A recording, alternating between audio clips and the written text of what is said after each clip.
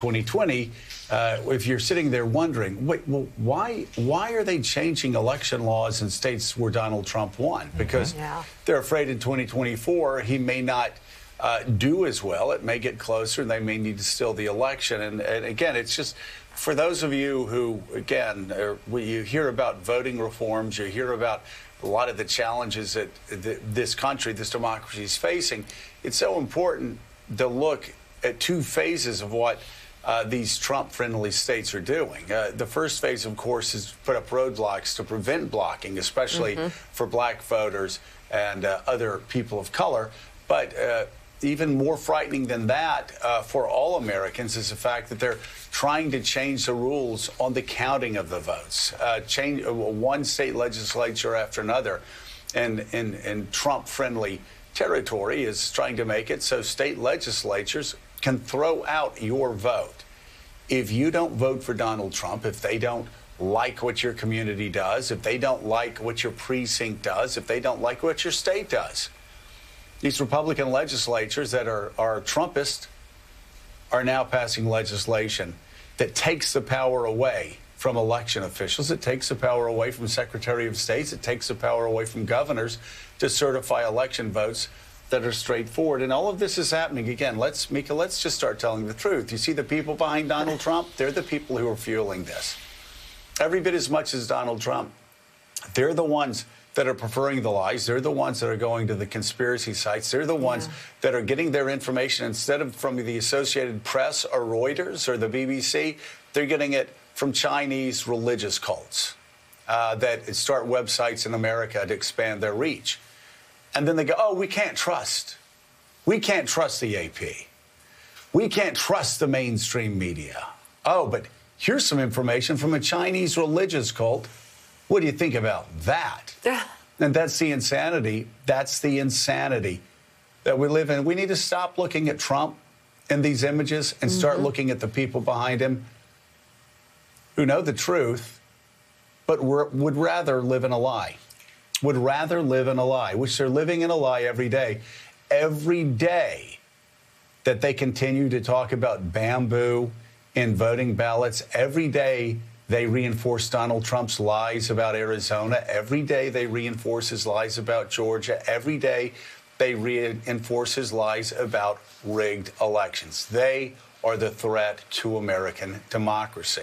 Now, here's some of Robert Kagan's column that you mentioned. The piece is entitled, Our Constitutional Crisis is Already Here.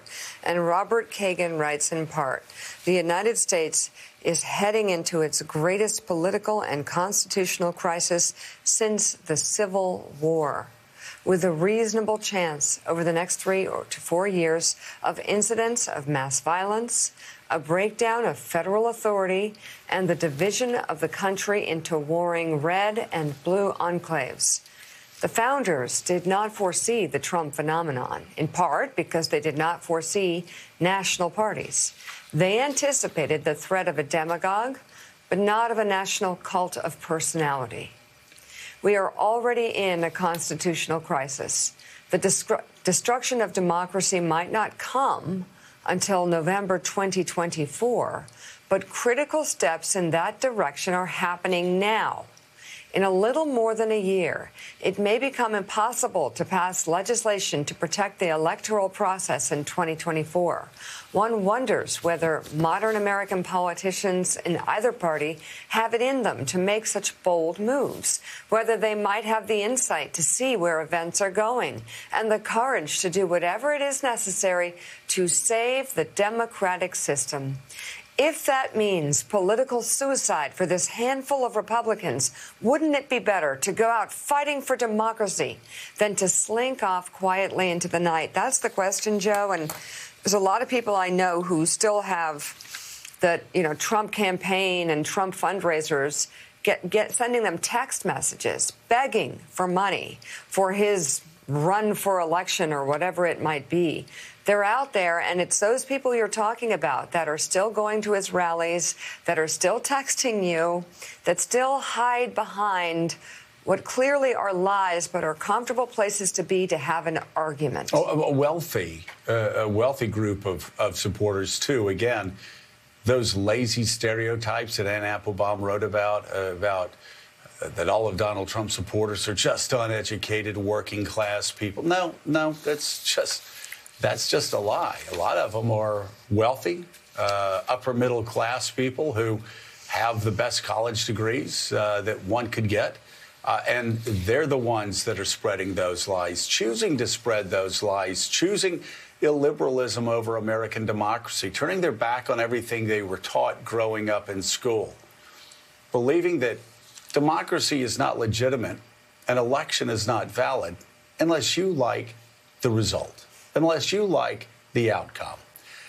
You do wonder where their patriotism got tossed aside, where their view of America got so twisted that they're now actually supporting the throwing out of a presidential election. But it's happened.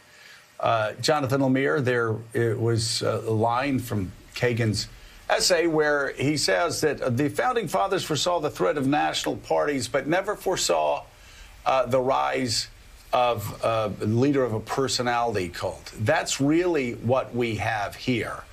And while Kagan talks about what Republicans need to do, a handful of Republicans, this really does come down to the fact that Democrats have the votes. Democrats have the votes to actually pass legislation that will stop state legislators from stealing the election, Their intent, my good friend Joe Manchin and Kyrsten Sinema, their intent is to steal the election. You can see the clear intent written on that legislation.